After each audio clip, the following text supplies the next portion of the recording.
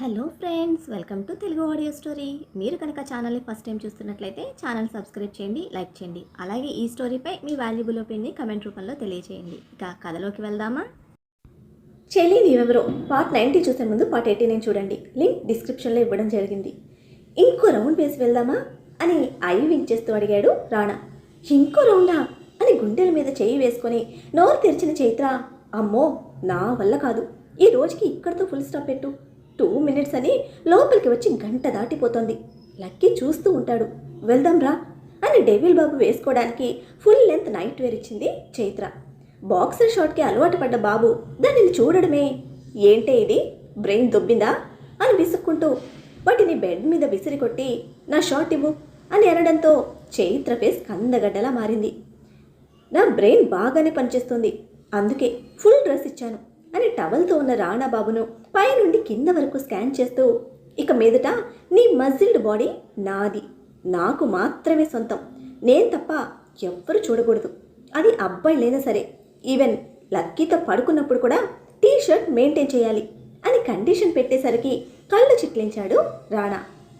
Only మనిద్దరం ఉన్నప్పుడే, remaining time full dress ఉండాల్సిందే అని డిమాండ్ చేసి, నీ జలసీతో నన్ను బుక్ చేయాలని చూస్తే చంపేస్తా అని బెదిరిస్తున్న బాబుని బ్రతిమిలాడి ఏడ్చి గీ పెట్టి ఫైనల్గా ఫుల్ డ్రెస్ వేయించింది.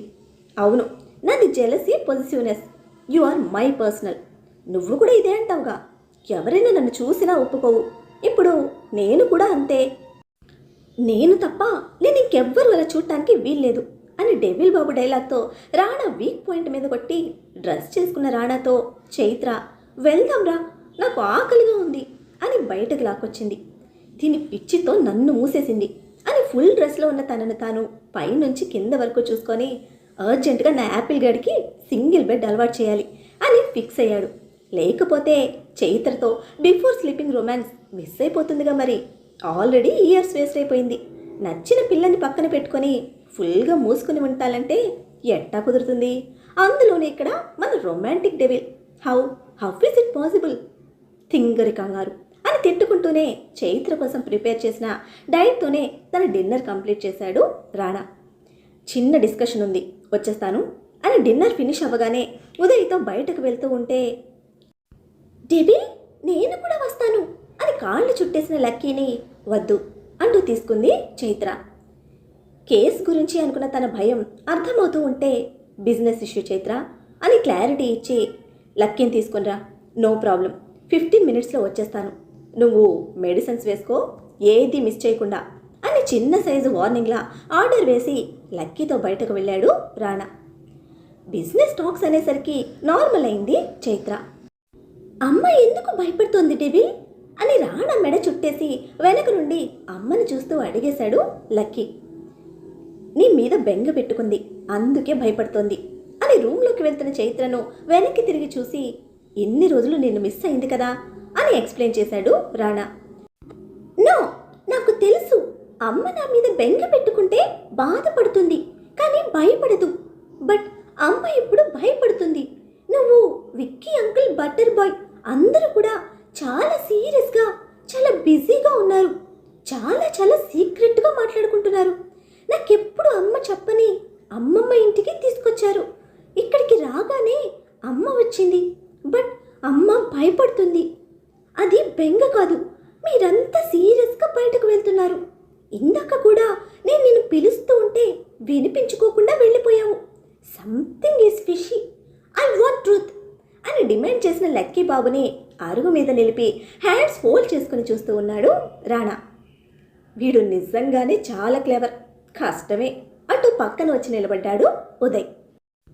బట్టర్ బాబాయ్, యూ స్టే క్వైట్ అని ఉదయ్కి ఆర్డర్ వేసి, ఐ వాంట్ ఆన్సర్ అంటూ రాణాను సూటిగా చెప్పమన్నట్టు చూస్తూ ఉన్నాడు బుజ్జిగాడు. నువ్వు వీటి గురించి ఆలోచించావంటే అమ్మ సీరియస్ అవుతుంది అని వికాస్ లక్కీని వార్న్ చేశాడు. నేను థింక్ చేస్తున్నానని నువ్వు అమ్మకి చెప్పకు. నువ్వు నాతో ఎన్నిసార్లు ఆ బేవర్స్ బ్యాచ్ గురించి సీక్రెట్గా మాట్లాడలేదు అని అనగానే లక్కీ మాటకి రాణా వికాస్ని చూశాడు.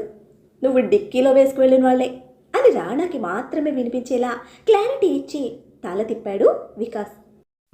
ఇది కూడా అంతే, చెప్పకు, నేను కూడా చెప్పను అని వికాస్కి అడ్వైస్ చేసి నువ్వు ట్రూత్ చెప్తావా లేదా అని రాణాను డిమాండ్ చేశాడు లక్కీ.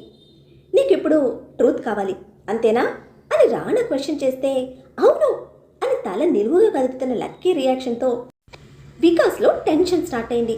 లక్కీతో ఏదైనా డిస్కస్ చేస్తే చైత్ర ఫీల్ అవుతుంది అని ఈసారి రాణాకు చెప్తూ ఉంటే నువ్వు ముయ్యిబే, నా కొడుకు నా పెళ్ళం, వాళ్ళ ఫీలింగ్స్ని ఎలా హ్యాండిల్ చేయాలో నాకు తెలుసు, నీకు నచ్చకపోతే నువ్వు దొబ్బే అని వికాస్ మీద ఇరిటేట్ అవుతూ ఉంటే విక్కీ అంకుల్ అమ్మకి బెస్ట్ ఫ్రెండ్, నువ్వు లేనప్పుడు ఎవ్రీడే అమ్మని ప్రొటెక్ట్ చేశాడు, విక్కీ అంకుల్ కూడా మన టీం అని చేతులు బిగించి ఘాటుగా చెప్పాడు బుజ్జి లక్కీ. లక్కీ సర్టిఫికేషన్తో వికాస్ ప్రౌడ్గా ఫీల్ అయితే తనని అలా ఎవరెస్ట్ ఎక్కించడం రాణాకు నచ్చలేదు. But each and every time Chaitra ప్రాణానికి తన ప్రాణం అడ్డేసి కాపాడిన వికాస్ మీద ఒక చిన్న జెలసీ ఫీల్ తప్ప చెప్పలేనంత గౌరవం, నమ్మకం ఉన్నాయి. అమ్మ కొడుకు కదా, అందుకే సపోర్ట్ చేస్తున్నాడు, పెరిగితే కానీ వీడికి నా ఫీలింగ్ అర్థం కాదు అని వికాస్ని పైనుండి కిందకు కళ్ళు చిట్లించి వికాస్ని చూస్తూ లక్కీతో ఓకే చెప్పాడు రాణా. తప్పదు కదా తనయుడి కోసం అని కొడుకు కోసం తగిన డెవిల్ బాబు ఈగోకి నవ్వుకున్నాడు ఉదయ్. ఇప్పుడు నాకు ట్రూత్ చెప్తావా డాడీ అని పద్ధతిగా పిలిచి అడిగిన ప్రశ్నకు చెప్తాను, బట్ నువ్వు అమ్మ దగ్గర డిస్కస్ చేయకూడదు అని అనడంతో సరే అని అన్నాడు వాడు. ఫస్ట్ అమ్మ నాన్న ఫైట్కి నేను నిన్ను అమ్మని వదిలేశాను, తర్వాత నేను రియలైజ్ అయ్యి అమ్మని కావాలనే జాబ్ పేరుతో నా దగ్గరికి తెచ్చుకుంటే అమ్మకి నచ్చక నాతో ఫైట్ చేసింది. నిన్ను యాక్సెప్ట్ చేయడం లేదనే కోపంతో చాలా పిచ్చి పనులు చేశాను, వాటి వల్ల అమ్మకి ఇంకా కోపం వచ్చింది. అప్పుడు అమ్మకి నాకు జరిగిన బిగ్ ఫైట్లో అమ్మ నన్ను వదిలేసి వెళ్ళిపోయింది అని రాణ ఒక ఫ్లోలో చెప్తూ పోతుంటే ఈ ఓల్డ్ స్టోరీ మొత్తం నాకు తెలుసు డాడీ, ఎన్నిసార్లు చెప్తావు, ఇప్పుడు అమ్మ దేనికి భయపడుతుంది అది మాత్రమే చెప్పు అని అన్నాడు లక్కీ రాణా ఫ్లోకి బ్రేక్ వేస్తూ. వీడికి నీకన్నా పేషెన్స్ తక్కువ, 2 ముక్కల్లో ఏదో ఒకటి చెప్పి అది కూడా ఫినిష్ చేయరా బాబు అని రాణా చెవిలో గుసగుసగా గొనిగాడు ఉదయ్ లక్కీని చూస్తూ. తన రక్తం తన కళ్ళ ముందే ముద్దుగా యాటిట్యూడ్ చూపిస్తూ ఉంటే ఒక ప్రౌడ్ ఫీల్ రాణాలో. ఈ ఓల్డ్ స్టోరీలోనే ఒక సీక్రెట్ విలన్ ఉన్నాడు, నేనే లేట్గా తెలుసుకున్నాను అని రాణా అంటూ ఉంటే కళ్ళు పెద్దవి చేసిన లక్కీలో కోపం కదలాడుతోంది. హూ ఈస్ దట్ విలన్ పెద్ద మనిషి? ఆ విలన్ అమ్మని ఎత్తుకుపోయాడా, అమ్మని దాచేశాడా, అమ్మకి ఆ విలన్ వల్లే దెబ్బ తగిలిందా అని సీరియస్గా క్వశ్చన్ చేస్తున్న లక్కీని గుండెకి హత్తుకొని అది దెబ్బ కాదు లక్కీ, యాక్సిడెంట్, అమ్మని నా నుండి దూరం చేయడానికి ఆ విలన్ చేసిన యాక్సిడెంట్, నీకు తెలిస్తే ఏడుస్తావని వికాస్ అంకుల్ అమ్మని మనకి దూరంగా ఉంచి ట్రీట్మెంట్ చేయించారు. అమ్మ హెల్త్ సెట్ అయ్యాక మన కోసం వచ్చేసింది, బట్ అలా మనకి ఏమైనా అవుతుందేమోనని ఇప్పుడు అమ్మ భయపడుతుంది అని క్లుప్తంగా స్టోరీ ఫినిష్ చేశాడు రాణా. అంతా విన్నాక వాడికి ఏమనిపించిందో, ఆ సీక్రెట్ విలన్ ఎవరు నీకు తెలుసా అని అడిగాడు రాణా నుండి వెనక్కి జరిగి ముగ్గురిని చూస్తూ. తెలియదు, వాణ్ణి వెతికి పట్టుకోవాలి అని చెప్తూ ఉంటే ఎలా పట్టుకుంటారు, వాడి దొరికే వరకు అమ్మ భయపడుతూనే ఉండాలా అని డల్గా అడిగాడు లక్కీ. నో, అందరూ ఉన్నాం కదా, అమ్మని చూసుకుందాం, ఆ సీక్రెట్ విలన్ సీక్రెట్గా ఉన్నాడు, వాడిని కనిపెట్టి పట్టుకోవాలి, ట్రస్ట్ మీ, ఫ్యూ డేస్లో వాడిని ఎక్కడున్నా ఎలా ఉన్నా పట్టుకుంటా అంటూ పిడికిలి బిగించాడు రాణా. అయితే నువ్వు స్పైక్లా మారిపో డెవిల్ అన్నాడు లక్కీ వెంటనే. అది ఏంటో తెలియక క్వశ్చన్ మార్క్ ఫేస్తో చూశాడు Rana. Tom and Jerry cartoon షోలో డాగ్ క్యారెక్టర్ స్పైక్ అని క్లారిఫికేషన్ ఇచ్చాడు వెంటనే వికాస్ క్లారిఫికేషన్తో రాణా కళ్ళు ముడిచి చూస్తూ ఉంటే మీ డాడీని డాగ్లో వర్క్ చేయమంటావా అని సింహాల్లా ట్రీట్ చేసే రాణాను కార్నర్ చేసి నవ్వుతూ ఉన్నాడు ఉదయ్. నువ్వు టామ్ అండ్ జెర్రీ చూస్తావా అని ఉదయ్ని సీరియస్గా అడిగాడు లక్కీ. నో అని సాగదీసి చెప్పిన ఉదయ్ ఆన్సర్తో రాణాను చూస్తే తనది కూడా సేమ్ ఎక్స్ప్రెషన్. ఇక వికాస్ గురించి తెలిసిన లక్కీ తల కొట్టుకొని అందుకే నీ బ్రెయిన్స్ పని చేయటం లేదు అన్న లక్కీ సీరియస్నెస్కి ముగ్గురు తెల్ల మొహాలు వేశారు. టామ్ అండ్ జెర్రీలో జెర్రీ టామ్ని ఏడిపించినా ఈచ్ టైం స్పైక్ రెస్పాండ్ అవ్వదు. బట్ ఎప్పుడైతే టామ్ జెర్రీని పట్టుకుంటుందో వెంటనే స్పైక్ వచ్చి టామ్ని కొడుతుంది. అలాగే అమ్మ కోసం వెతికే సీక్రెట్ విలన్ అమ్మ కోసం వెయిట్ చేస్తాడు, కానీ మిమ్మల్ని వచ్చి పట్టుకోమని పిలుస్తాడా? మీరు ఎంత వెతికినా సీక్రెట్ విలన్ దొరకడు. టామ్లా థింక్ చేయండి. సింగిల్గా జెర్రీ దొరకగానే క్యాచ్ చేయాలనుకుంటాడు. అలా జెర్రీ కోసం వచ్చినప్పుడే మీరు క్యాచ్ చేయాలి, మళ్ళీ అమ్మని టచ్ చేయకుండా కొట్టేయాలి అని లక్కీ ఎక్స్ప్లెనేషన్కి ముగ్గురు విగ్రహాల్లో నిలబడి చూస్తూ ఉంటే తన చిట్టి చేతులతో గట్టిగా క్లాప్స్ కొట్టి ముగ్గురిని ఈ లోకంలోకి తెచ్చాడు బుజ్జిగాడు. నేను చెప్పింది మీకు అర్థమైందా అని ముగ్గురిని అడిగి రాణాని చూస్తూ నువ్వు స్పైక్లా చేంజ్ అయిపో అన్నాడు ఆర్డర్ వేసినట్టే. కార్టూన్ క్యారెక్టర్స్తో క్లారిఫికేషన్ ఇచ్చిన వాడి చిట్టి బ్రెయిన్ షార్ప్నెస్కి రాణా మతిపోయింది. వీడు నీకన్నా 4 ఆకులు ఎక్కువే చదివాడ్రా, చాలా జాగ్రత్తగా ఉండాలి ఈ లిటిల్ డెవిల్తో అని ఉదయ్ నొక్కి వక్కాడిస్తూ ఉంటే వికాస్ నవ్వుతూ చూస్తున్నాడు వాడి తెలివికి. పుత్రోత్సాహం పొంగి పొర్లుతున్న రాణా వెంటనే లక్కీని గట్టిగా హక్ చేసుకొని ఫేస్ మొత్తం ముద్దులతో ముంచేస్తూ ఉంటే అసలే ఓసిడి ప్రాబ్లం ఉన్న మన లక్కీ బాబుకి ఆ ఎక్ ఎక్ వదులు అని రాణాతో ఫైట్ చేసి మరీ విడిపించుకున్న లక్కీ ఫేస్ మొత్తం 2 చేతులతో గట్టిగా అదిమి పెట్టి తుడి చేసుకొని నీ పిచ్చుక గడ్డంతో నా ఫేస్ స్పాయిల్ చేసావు అని అరుస్తూ అరుగు మీద నుండి కిందకి దూకి అర్జెంట్గా ఫేస్ వాష్ చేసుకోవాలి అంటూ లోపలికి పరిగెత్తాడు. వెళ్తున్న వాడిని నవ్వుతూ చూస్తూ అదే అరుగు మీద కూర్చున్నాడు రాణా. ఫ్యూచర్లో ఏ ఆడపిల్లైనా పొరపాటున ముద్దు పెడితే అని డౌట్ ఎక్స్ప్రెస్ చేస్తూ కూర్చున్నాడు ఉదయ్. వాడిని వింతగా చూస్తూ చచ్చూరుకుంటుంది. బాబుని కూడా చూడకుండా నా గెడ్డాన్ని పీకేశాడు. మై లిటిల్ రాస్కెల్ అని ముద్దుగా తిడుతూ మండుతున్న గెడ్డాన్ని వేళ్లతో రబ్ చేసుకుంటూ వికాస్ని చూశాడు రాణా. స్పెషల్గా బొట్టు పెట్టి చెప్పాలా అన్నట్లు ఉన్న ఆ చూపుకి సైలెంట్గా వాళ్ళకి ఎదురుగా ఉన్న ఇంకో అరుగు మీద కూర్చున్నాడు వికాస్. రాణా చెప్పినట్టుగానే బిజినెస్ డీల్స్ మాట్లాడుతూ ఉంటే కాసేపు కూర్చొని ఉన్న వికాస్ యూ బోత్ కంటిన్యూ, నేను వెళ్తాను అని అనడంతో you are also family member now, ఉండొచ్చు, ప్రాబ్లం లేదు అన్నాడు. బిజినెస్ ఇష్యూస్ కావడంతో స్పేస్ ఇస్తున్నాడు అనుకున్న Uday.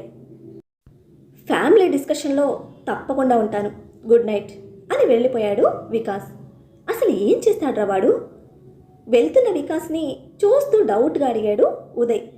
Trading analyst in stock market అని ఆన్సర్ ఇచ్చి బ్యాగ్లో నుంచి ల్యాప్టాప్ తీశాడు రాణా.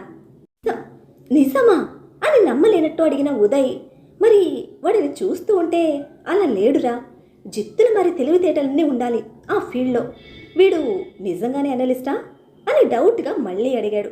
ఉదయ్ని చురుగ్గా ఓ చూపు చూసి నీ కళ్ళకు కనిపించే ముఖం వెనక మరొక క్యారెక్టర్ ఉంది, అదే అంతరంగం. కళ్ళు ముఖాన్ని మాత్రమే చూస్తాయి, అంతరంగాన్ని చూడలేవు. వాడికి ఏమీ తెలియకుండానే స్విట్జర్లాండ్లోని చైత్రను సింగిల్గా ఎవ్వరూ ట్రేస్ చేయలేని విధంగా తీసుకొచ్చాడా?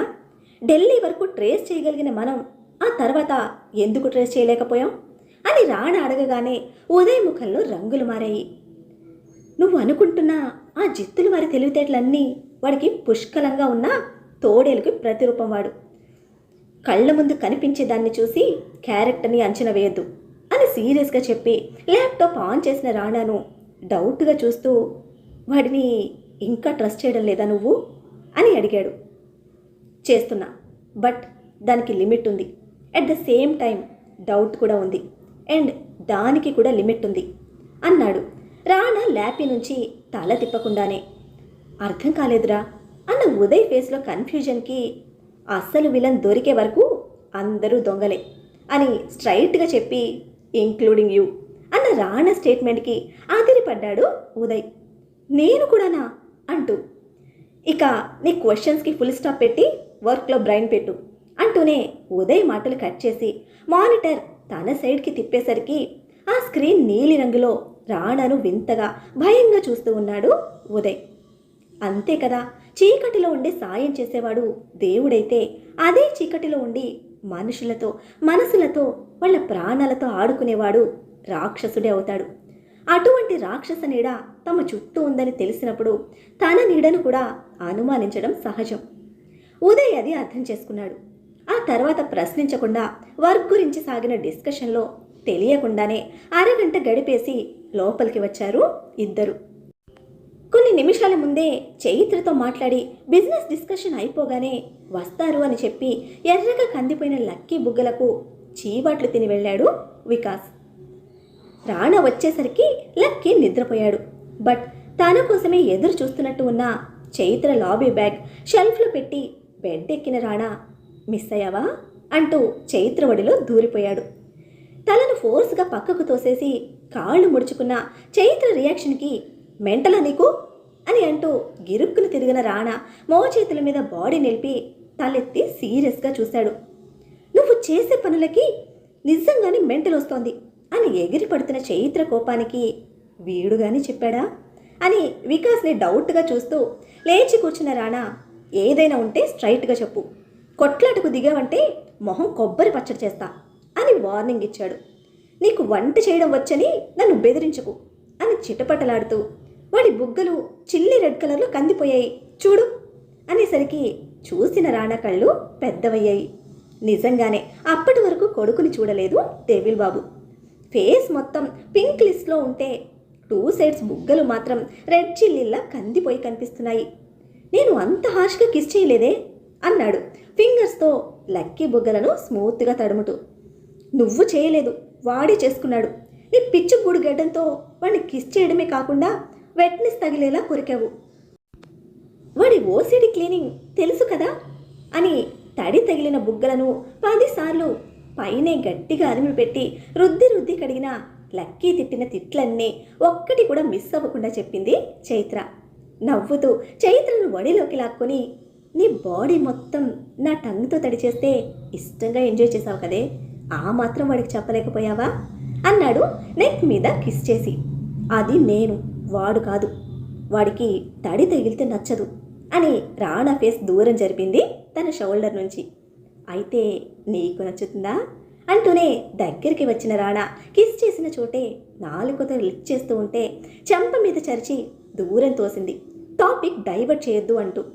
అరే నేనెక్కడ డైవర్ట్ చేశాను, స్ట్రైట్గానే అడిగాను కదా, నీకిష్టమా అని తన కళ్ళు చిన్నవి చేసి కోపంగా చూస్తున్న చైత్రను ముద్దుగా కళ్ళు ఎగరేసి అడిగాడు.